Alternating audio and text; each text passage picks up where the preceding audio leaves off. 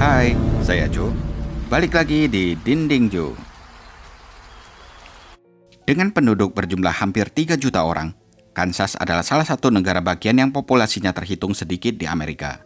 Negara bagian ini telah menjadi pusat pertanian dalam beberapa dekade terakhir karena kemampuan mereka dalam memproduksi gandum, jagung, bunga matahari, dan kedelai dalam jumlah yang cukup besar untuk dinikmati banyak orang di US sana.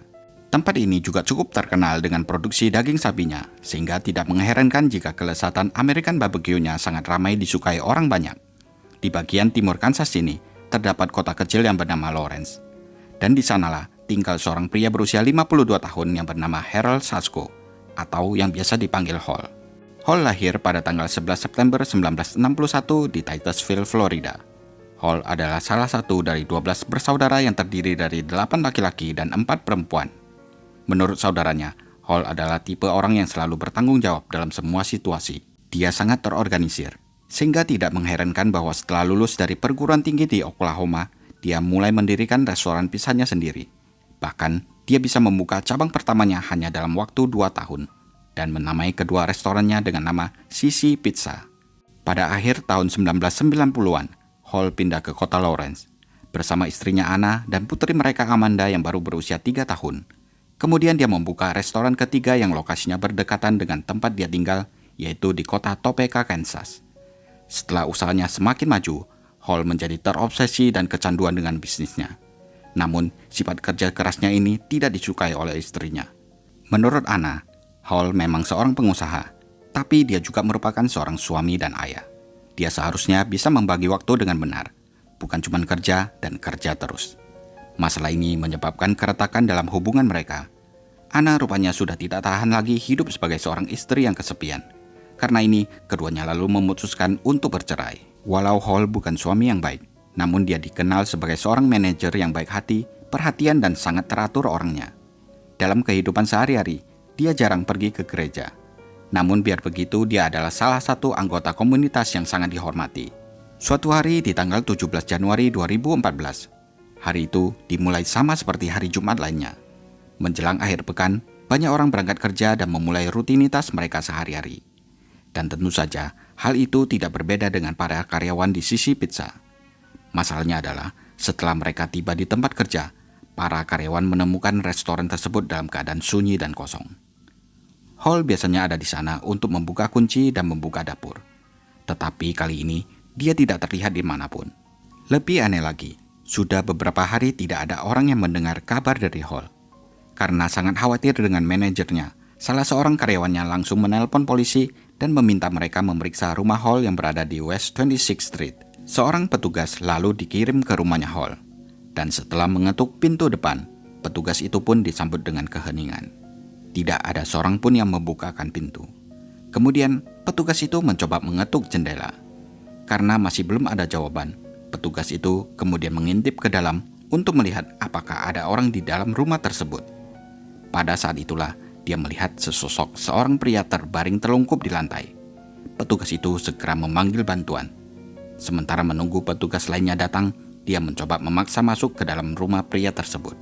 Setelah diperiksa lebih lanjut, ternyata tubuh pria yang terbaring itu adalah Harold Sasko. Dan yang lebih menyeramkan, dia terbaring di atas genangan darahnya sendiri. Kemungkinan besar, Hall telah meninggal selama beberapa hari. Dan kematiannya ini sepertinya bukanlah sebuah kecelakaan biasa. Terlihat, tangan Hall diikat ke belakang dengan sebuah kabel tie. Begitu juga dengan kakinya supaya dia tetap dalam keadaan diam. Satu lagi yang lebih mengerikan adalah leher Hall telah dipotong begitu dalam sehingga tulang di dalamnya itu hancur.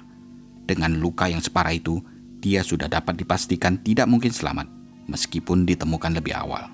Selain jenazah Hall, para petugas juga menemukan beberapa botol bir di seberang ruangan dan di samping ponsel serta laptop yang bukan milik Hall. Anehnya, mereka juga tidak melihat mobil Hall di jalan masuk. Namun, penemuan yang lebih aneh di ruangan itu adalah tulisan Freedom yang dibuat secara berantakan di dinding dan ditulis dengan menggunakan darah milik Hall. Dalam waktu singkat, jumlah petugas polisi semakin banyak di TKP. Dan keramaian tersebut menarik perhatian para tetangga di sekitar rumah Hall yang penasaran. Polisi lalu memutuskan untuk menggunakan kesempatan ini dengan baik. Mereka mengajukan banyak pertanyaan kepada orang-orang di sekitar. Dan dari sinilah Mereka mengetahui bahwa ternyata Hall sebenarnya tidak tinggal sendirian di rumah tersebut. Tetangganya mengatakan Hall tinggal bersama putri tirinya yang masih remaja. Ini tentu saja merupakan informasi yang sangat penting bagi polisi, karena ternyata ada seseorang yang tidak hanya mengetahui, tetapi juga sering berhubungan dengan Hall. Putri tirinya Hall ini bernama Sarah Gonzalez McLean yang berusia 18 tahun. Rupanya dia telah tinggal bersama Hall selama 2 tahun terakhir. Masalahnya, Sarah tidak dapat ditemukan dimanapun. Dan ini sangat meresahkan para petugas, karena mereka tidak tahu harus mulai mencari Sarah dari mana. Sekarang, menemukan Sarah telah menjadi prioritas nomor 1 pihak kepolisian, karena mereka tidak tahu apa yang sebenarnya terjadi pada remaja tersebut. Dia bisa saja diculik sebagai korban, sebagai saksi, sebagai tersangka, atau bahkan mungkin tidak satu pun dari hal-hal itu. Sarah memiliki kemungkinan untuk menjadi kunci penting dalam kasus pembunuhan Harold, dan dia harus segera ditemukan. Karena ini, semua anggota keluarga serta teman-teman Hall telah diberitahu tentang kejadian yang mengerikan tersebut, dan sebuah agenda pencarian orang hilang telah direncanakan untuk diadakan selama 3 minggu ke depan. Beberapa hari kemudian, pada tanggal 8 Februari 2014, seluruh masyarakat disuruh untuk segera menghubungi Douglas County Crime Stopper apabila memiliki informasi apapun mengenai keberadaan Sarah, dan akan diberikan hadiah sebesar $1.000 atau sekitar 16 juta rupiah jika informasi mereka dianggap bermanfaat. Jadi, siapakah sebenarnya Sarah ini? Sarah Gonzalez McLean lahir pada tanggal 9 Juli 1994 di Topeka, Kansas. Dia berasal dari sebuah keluarga penuh kasih sayang yang beranggotakan 5 orang. Sepanjang masa kecilnya, Sarah dikenal sebagai anak yang pemalu namun baik hati. Karena bersekolah di rumah selama bertahun-tahun, dia tidak mempunyai banyak teman di luar lingkungannya. Namun, Sarah tetap mendapatkan pendidikan yang baik. Sarah sangat dekat dengan saudara perempuannya. Sayangnya ketika dia masih remaja, orang tuanya akhirnya memutuskan untuk bercerai. Tentunya di usia yang muda, kejadian ini pasti akan meninggalkan dampak yang besar pada dirinya. Dan benar saja, setelah orang tuanya bercerai, masa remaja Sarah juga ikut memburuk. Dia kehilangan figur orang tua, sehingga dia tidak punya siapapun yang bisa membimbing dan melindungi dia. Sarah bahkan sempat dilecehkan oleh salah seorang tetangganya. Tragisnya, Sarah malah dianiaya dan dihina. Peristiwa ini membuat perubahan buruk bagi Sarah. Dia mulai bertingkah laku sangat berbeda dengan dirinya yang dulu. Sejak itu, Sarah sering menyelinap keluar di malam hari dan bergaul dengan anak-anak nakal. Yang paling buruk, dia mulai sering menggunakan obat-obatan dan alkohol untuk menghilangkan kesedihannya. Semua ini tentu saja membuat ibunya menjadi kecewa. Tampaknya setelah perceraian orang tuanya, Sarah tidak lagi betah berada di dalam rumahnya. Singkat cerita, pada usia 14 tahun, Sarah mendapatkan sebuah pekerjaan untuk memenuhi kebutuhan hidupnya sendiri. Dan tempat itu adalah restoran Sisi Pizzeria miliknya Hall. Saat itu Hall sudah berusia 50 tahun, hampir 4 kali lipat usianya Sarah. Di mata Sarah, Hall tampak seperti manajer yang baik. Namun apa yang sebenarnya terjadi sangatlah berbeda. Para karyawan di Sisi Pizzeria tahu kalau Hall hanya mau mempekerjakan wanita muda yang cantik. Sejak diterima kerja di Sisi Pizzeria, Sarah selalu bangun pagi setiap hari, lalu langsung berangkat kerja ke resto. Setelah jam kerjanya habis, dia sering menghabiskan malamnya dengan minum alkohol sampai mabuk sambil berjalan pulang. Sarah bahkan seringkali bekerja dalam keadaan masih setengah mabuk. Beberapa kali dia hampir dipecat karena kelakuannya itu. Tapi entah bagaimana, Sarah secara ajaib selalu bisa mempertahankan posisinya bekerja di tempat tersebut. Kemungkinan besar, pasti karena Hall sangat menyukainya, sehingga dia bisa mempertahankan posisi Sarah apapun yang terjadi. Hall tahu kalau Sarah memiliki kepribadian yang rentan, bermasalah, dan membutuhkan dukungan ekstra. Dan emang benar, hidup Sarah penuh dengan cobaan. Ketika memasuki usianya yang ke-15, Sarah mengalami peristiwa yang traumatis lagi. Jadi di suatu malam, ketika Sarah lagi berjalan sendirian, tiba-tiba seorang pria mendekati dan memaksanya untuk melakukan hubungan intim. Pria itu bahkan menyundutnya dengan sebuah puntung rokok. Mental Sarah yang sudah rapuh menjadi semakin hancur setelah kejadian tersebut. Dia tidak berani keluar rumah sehingga Sarah kehilangan pekerjaan, kehilangan teman-temannya, dan menjadi semakin depresi. Bahkan kurang dari 1 tahun setelah kejadian itu, pada saat usianya ke-16, Sarah nekat mencoba untuk membunuh dirinya sendiri. Keluarga Sarah menemukannya dalam waktu yang cepat dan langsung memanggil ambulans. Saat itu, Sarah sempat dirawat selama 5 bulan di rumah sakit sampai pulih sepenuhnya. Setelah keluar dari rumah sakit, Sarah mendapatkan banyak perhatian dari teman-temannya. Salah satu perhatian yang paling menonjol itu berasal dari Hall, bos lamanya. Hall juga menawarkan dirinya untuk menjadi orang tua asuh bagi Sarah. Dia melakukan semua ini untuk menyenangkan Sarah, seperti menjemputnya, mengajaknya keluar untuk makan, dan bahkan membiarkan dirinya menjadi tempat curhat untuk apapun yang ada dalam pikiran Sarah. Karena nggak ada orang lain yang bisa diajak bicara, Sarah pun pada akhirnya dekat dengan Hall. Suatu hari, sewaktu mereka makan-makan di Taco Bell, akhirnya Sarah menceritakan seluruh kisah hidupnya kepada Hall, termasuk kejadian tragis ketika dia dilecehkan oleh seorang pria, dan juga kebiasaan buruknya yang suka minum-minum sampai mabuk. Dari sini, Hall akhirnya menjadi tahu mengapa Sarah tidak betah dan ingin keluar dari rumahnya. Setelah mengetahui itu, Hall menawari Sarah untuk tinggal bersamanya. Meskipun Hall adalah seorang pria baik-baik yang sudah berusia 50 tahun dan sudah berkeluarga, namun tawaran untuk tinggal serumah cukup terdengar aneh. Masalahnya Sarah saat itu sedang dalam keadaan rapuh dan terluka, dan Hall telah menawarinya sebuah jalan keluar yang menarik. Tentu saja, Sarah langsung menerima tawaran dari Hall tersebut dengan senang hati. Setelah pindah ke rumah Hall, semuanya tampak berubah menjadi stabil untuk sementara waktu. Sarah juga membawa anjingnya dan mendapatkan pekerjaan baru. Dia bahkan berpikir untuk kuliah karena Hall telah merawatnya dengan baik. Namun, Michelle, ibunya Sarah, merasa tidak nyaman dengan situasi ini. Dia menganggap kalau apa yang dilakukan oleh Hall ini sangatlah aneh dan tidak normal. Namun setiap kali ibunya berusaha membicarakan masalah ini dengan Sarah, pembicaraan mereka selalu berakhir dengan pertengkaran. Michelle merasa putrinya ini terlalu polos. Tentu saja, itu semakin mendorong Sarah untuk membenci ibunya. Sebenarnya ini bisa dimengerti, karena setelah perceraian, ayahnya Sarah telah memutuskan semua kontak dengan keluarga, sehingga Sarah merindukan sosok seorang ayah dalam hidupnya. Dan kehadiran Hall rupanya dapat mengisi kekosongan hatinya. Yang lebih serem lagi, Hall pada akhirnya meminta Sarah untuk mulai memanggilnya dengan sebutan Dad atau Daddy yang artinya ayah. Dan tentu saja, Hall memberitahu semua tetangga dia kalau Sarah adalah putri tirinya. Dengan cepat berita ini menyebar. Rekan-rekan kerja Sarah pada akhirnya mengetahui semua ini. Mereka merasa kalau hubungan ini sangat aneh dan membuat orang-orang tidak nyaman. Tapi setiap kali ditanya, Sarah bersikeras kalau Hall hanyalah ayah tirinya dan tidak lebih dari itu. Namun, ternyata dugaan teman-temannya itu benar. Setelah Sarah menetap dan mulai merasa nyaman di rumahnya Hall, peraturan dan sikap Hall mulai berubah. Apalagi ketika Sarah mencapai usianya yang ke-18 tahun. Perubahan itu cukup mengkhawatirkan. Hall mulai membelikan Sarah narkoba dan alkohol. Dia bahkan mulai bercanda dengan percakapan yang mengarah ke arah seksual dan mengatakan kalau mereka sedang berkencan. Hall juga menyimpan sebuah catatan yang bertuliskan semua barang yang dia belikan untuk Sarah. Barang-barang itu termasuk kosmetik, narkoba, alkohol, dan juga barang lainnya.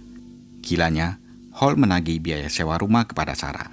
Dia ingin membuat Sarah merasa berhutang budi padanya.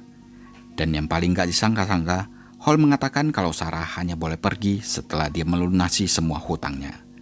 Semua ini membuat Sarah merasa benar-benar terjebak. Hutangnya terus bertambah, begitu pula dengan peraturan-peraturan dari Hall. Dia merasa sangat putus asa.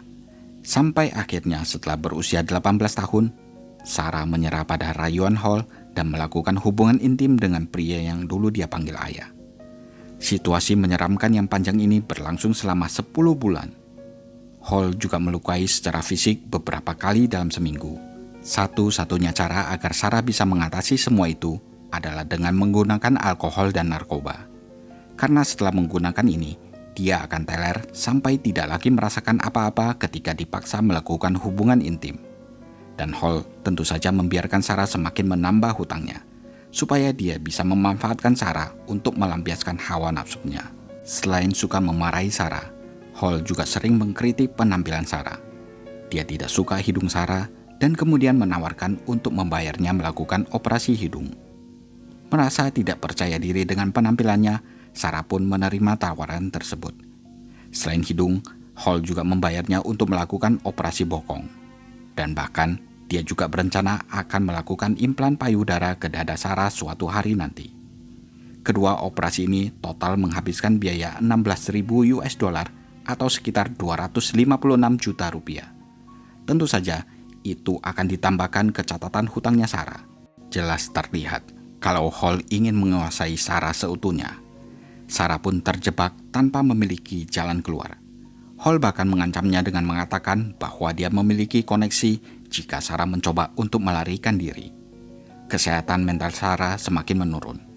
Dia diberi obat antidepresi untuk mengatasinya, yang tentu saja harus dia bayar kepada Hall. Dalam keputusasaan dan depresi, Sarah berubah menjadi lebih buruk. Dia telah didorong ke tepi jurang beberapa kali. Terperangkap dalam kegelapan, hati dan pikirannya mulai diracuni bayangan jahat. Sarah mulai bertindak. Dia sudah muak menjadi korban. Dengan caranya, dia akan mengubah dirinya yang dianggap mangsa menjadi seorang pemburu.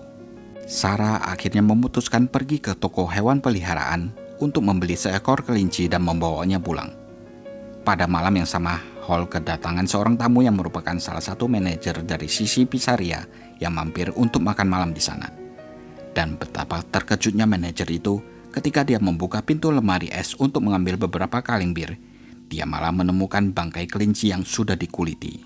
Sarah mengakui bahwa dialah yang bertanggung jawab atas pembunuhan kelinci itu. Dia juga menjelaskan kalau dia sudah berulang kali melakukan tindakan keji tersebut. Merasa tidak nyaman dengan situasi ini, manajer tersebut dengan sopan tetap tinggal untuk makan malam, tetapi kemudian pamit pulang secara diam-diam. Kejadian ini sudah seharusnya menjadi indikasi akan potensi Sarah untuk melakukan sesuatu yang buruk. Sayangnya tanda-tanda ini diabaikan sampai akhirnya terjadi peristiwa yang lebih mengerikan pada tanggal 17 Januari 2014. Kini, meskipun Sarah awalnya dinyatakan sebagai orang hilang, sekarang dia dianggap sebagai tersangka utama dalam kasus pembunuhan terhadap Hall. Polisi tidak tahu bahwa Sarah telah mengemas semua barangnya, membawa anjingnya, mencuri mobil Hall, dan kemudian melarikan diri ke Texas.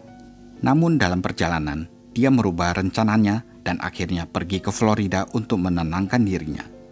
Karena polisi tidak menemukan petunjuk apapun tentang di mana Sarah berada, pencarian besar-besaran terhadap Sarah pun akhirnya dilakukan. Sarah tidak hanya dicari karena dicurigai telah membunuh Hall, tetapi dia juga dianggap tidak sehat secara mental dan kemungkinan besar bisa membahayakan orang lain juga. Sampai akhirnya, pada tanggal 25 Januari 2014, setelah melarikan diri selama lebih dari 1,5 minggu, Sarah McLean akhirnya ditemukan dan ditangkap di Taman Nasional Everglades. Seorang polisi menemukannya tertidur di dalam mobil curian, dan di sampingnya terdapat senjata yang terisi peluru. Polisi juga menemukan uang tunai sebesar 2.400 US dollar atau sekitar 38,5 juta rupiah, 2 senjata, kapak, 2 pisau, dan di mana salah satunya berlumuran darah milik Hall. Setelah ditangkap, Sarah diinterogasi selama 3 jam.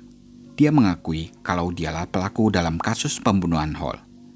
Jadi ceritanya, pada tanggal 14 Januari 2014, Hall pulang ke rumah setelah seharian bekerja.